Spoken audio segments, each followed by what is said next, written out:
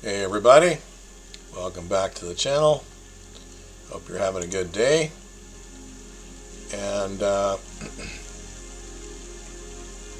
yeah, it's that time again. It's a new month. And with a new month comes a month in review for my channel.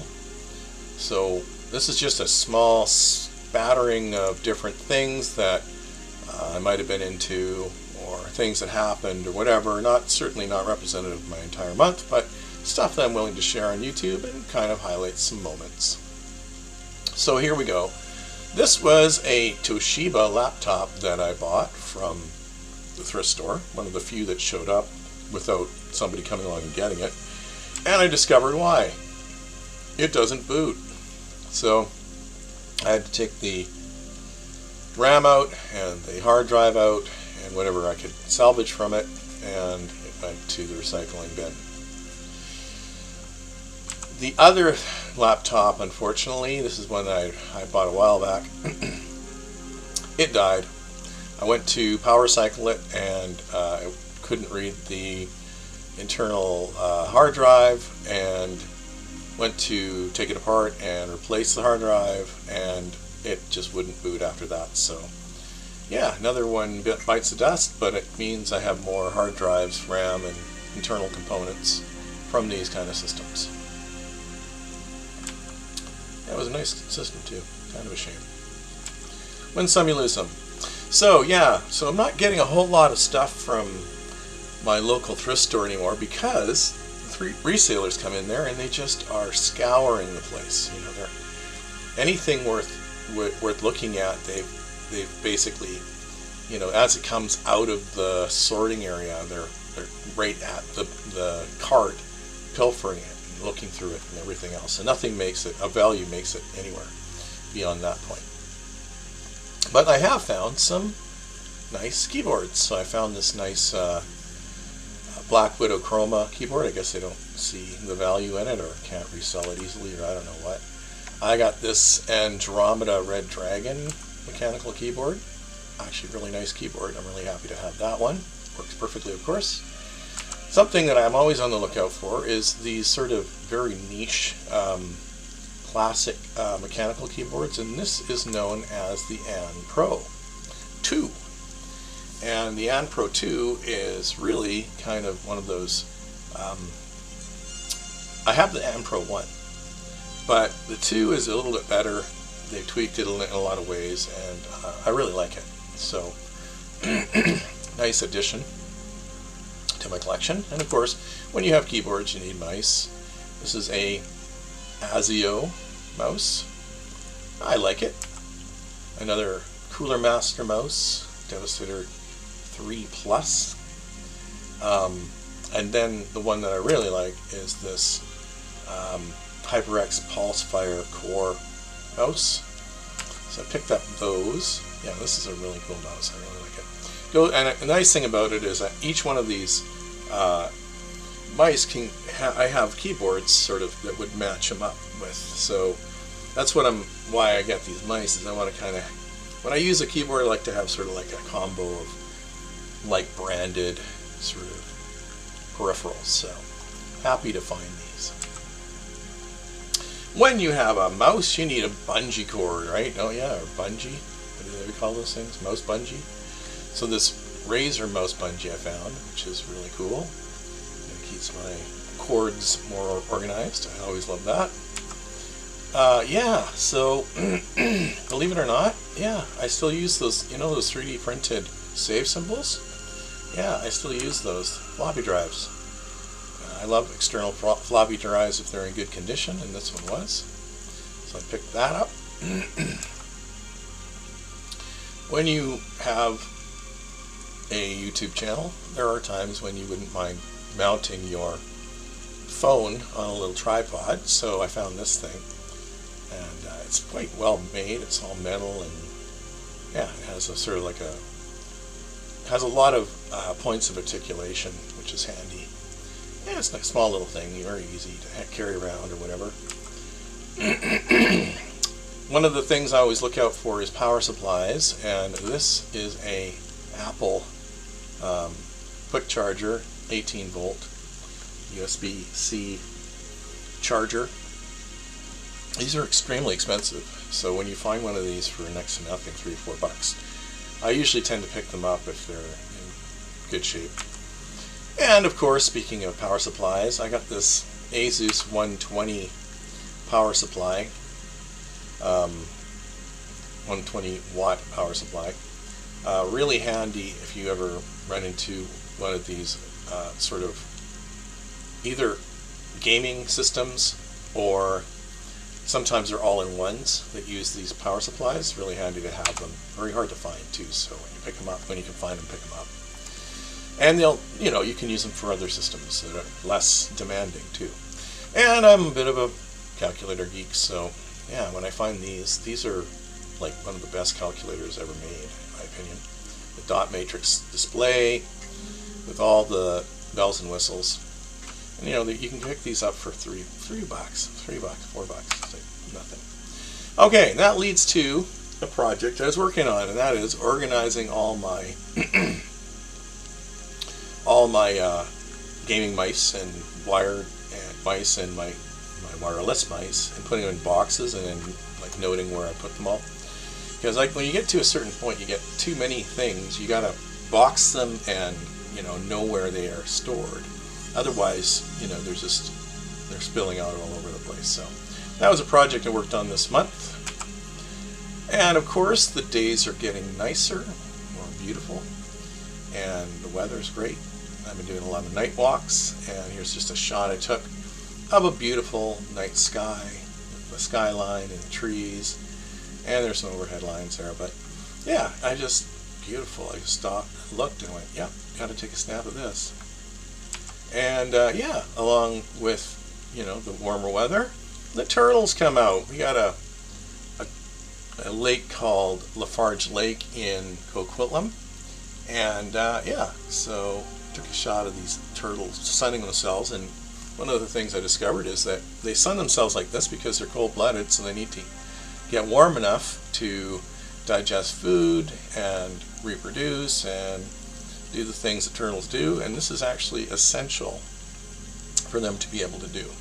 And they also get vitamin D to build their shells, because vitamin D is important to use with calcium to build their shells. So yeah, it's a behavior you'll see turtles do, and it's an actual vitally important thing that they do. So there you go, a little education for you along with this review. So yeah, this is a little place I really enjoyed going to. It's called Quest Central Gaming Lounge in Coquitlam. I went there just for coffee, and it was fun. Like, I just went there for coffee, and I just loved the ambiance. The people were really friendly. It's a place that people rent tables to play games, tabletop games. It's sort of a gaming lounge. And I don't do that stuff myself, but it was a Sunday afternoon. Nobody was really in there, so I kind of went in and enjoyed a coffee with a friend and chatted up with staff, and it was fun. What did I watch this month? Well, I started watching a show called Upload on Prime. It's pretty funny. I finished watching The Night Manager Season 2. That was really good. I like both seasons. I was worried about Season 2, but it actually turned out to be pretty good. I watched this show called Invitation to a Murder, which was, I don't know, it was interesting to me just because I recognized the actress in it. And she's sort of trying to make a comeback from her OC days. Anyway, I just thought it was sort of like, how do you make a movie really, really cheap? But it was still pretty good. Anyway, talking about old movies.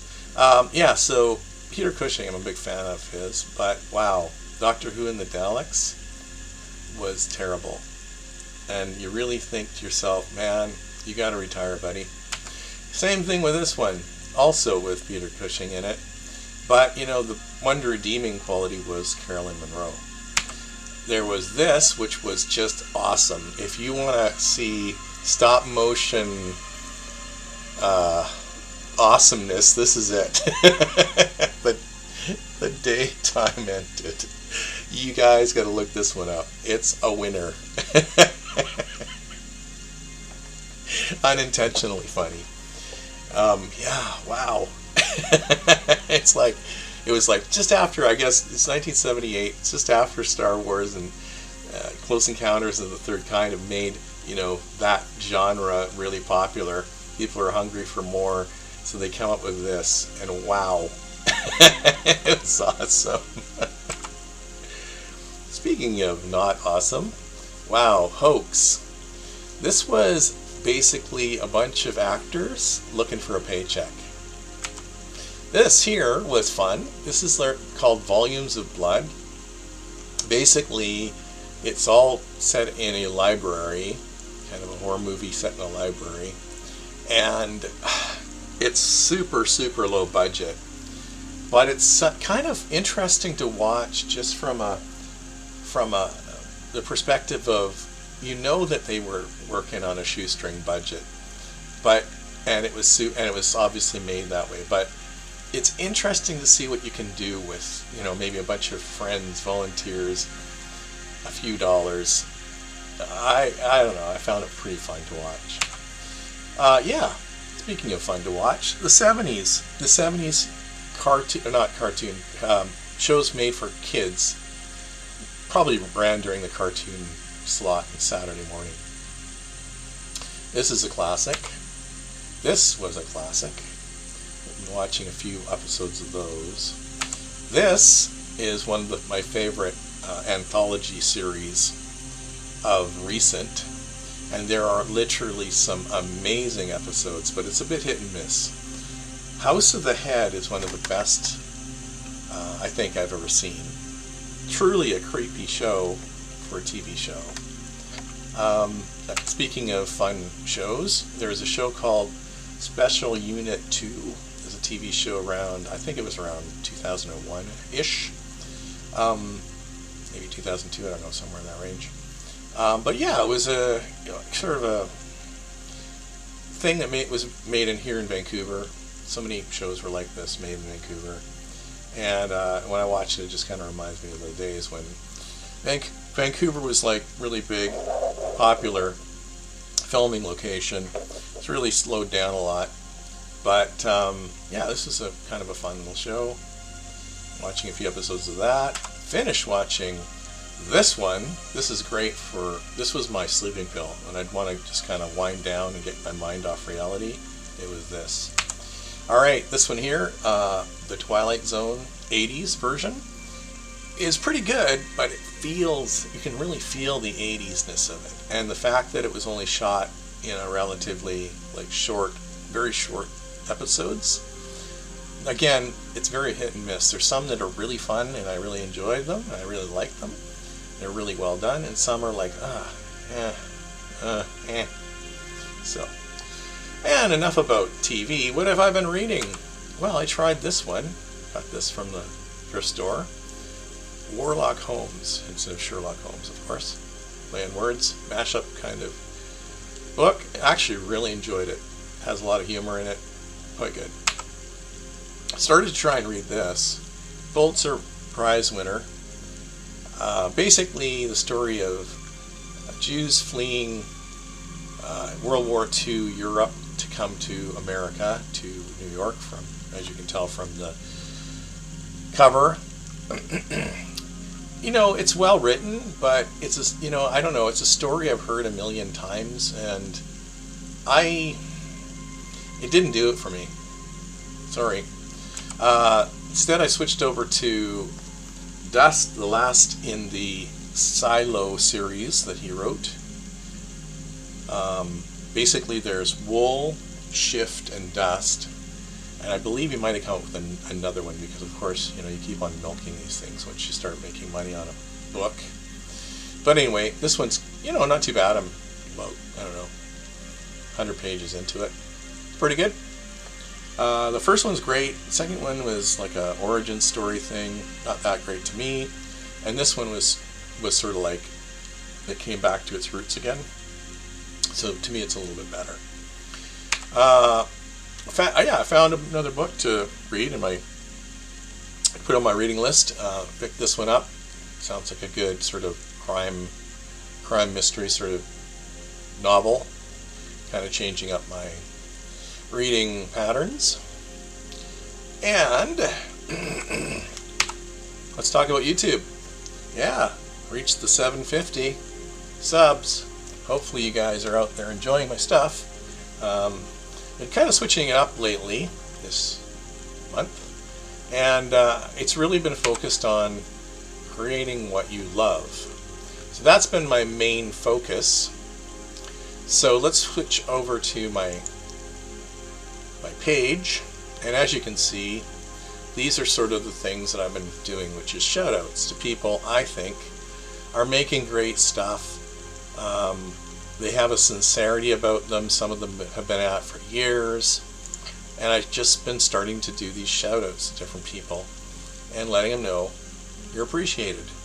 And that, I haven't been doing a lot of longer run videos, as you can tell, because this is obviously last month's or early the beginning of the month. So I haven't been really doing a whole lot of long form videos like I used to do, but I've really been focused just on sort of these shout out videos. And then for my other sort of tech stuff, and another shout out of course, I've been just using shorts because honestly they get more views, they're even faster to make, and nobody seems to watch the longer form stuff. So that's sort of been my focus of late, is just a lot of shorts. Sometimes it's just like nature stuff when I'm out and about. Sometimes it's, you know, what I've got from the thrift store, which is what my channel is supposed to be about. Sometimes it's about an event, going to, you know, this coffee shop and then giving them a shout out. Just, yeah, whatever, just things that are going on, moments in time. For me, really this channel and YouTube in general is a way to capture moments in time. That way, you know, otherwise they're like they're basically tears in the rain, lost, unless you capture them somehow. So that's my video, that's my wrap up, that's my month in review. And I hope you had a great April, and I'll see you in the next one. Bye.